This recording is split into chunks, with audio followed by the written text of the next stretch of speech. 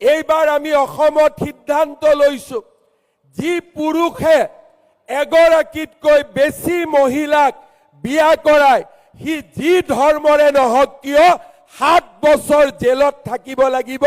তাৰ বিকল্প আৰু একোৱে হ'ব নোৱাৰে সি যি ধৰ্মই নহওক কিয় বোলে মোৰ ধৰ্মই তাক অনুমতি দিয়ে আপোনাৰ ধৰ্মই অনুমতি দিব কিন্তু হিমন্ত বিশ্ব শৰ্মা বিজেপিৰ চৰকাৰে কাকুৱেই দ্বিতীয় বিবাহৰ বাবে তৃতীয় বিবাহৰ বাবে অনুমতি নিদিব এইখন অসমত নাৰীৰ মৰ্যাদা ছোৱালীৰ মৰ্যাদা আমি শেষ পৰ্যায়লৈকে ৰক্ষা কৰিম 2022 চনৰ 15 আগষ্টত মই ৰাষ্ট্ৰীয় পতাকা উত্তোলন কৰি আমি সকলোৱে শপত লৈছিলোঁ যে অসমত আমি বাল্য বিবাহৰ এই দুৰ্ভাগ্যৰ পৰা অসমৰ ছাত্ৰী সমাজক অসমৰ ছোৱালীসকলক আমি মুক্ত কৰিম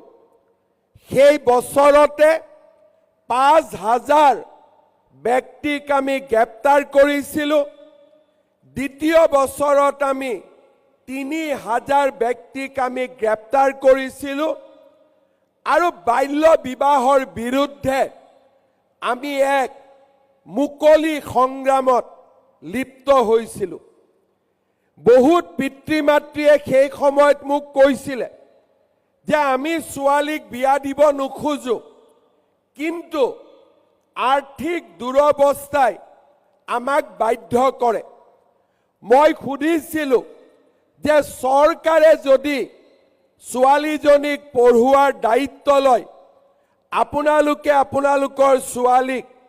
সৰু বয়সত বিয়া দিব নেকি তেওঁলোকে মোক কৈছিলে যে চৰকাৰে যদি ছোৱালীজনীক পঢ়ুৱাৰ দায়িত্ব লয় নিশ্চিতভাৱে মই মোৰ কন্যা সন্তানটিক কম বয়সতে বিয়া নিদিওঁ কাৰণ তাইক ময়ো মৰম কৰোঁ কিন্তু পৰিস্থিতিয়ে আমাক কিছুমান সিদ্ধান্ত ল'বলৈ বাধ্য কৰে আমি অসমৰ ছাত্ৰী সমাজক এক নতুন দিগন্তলৈ লৈ যোৱাৰ আমি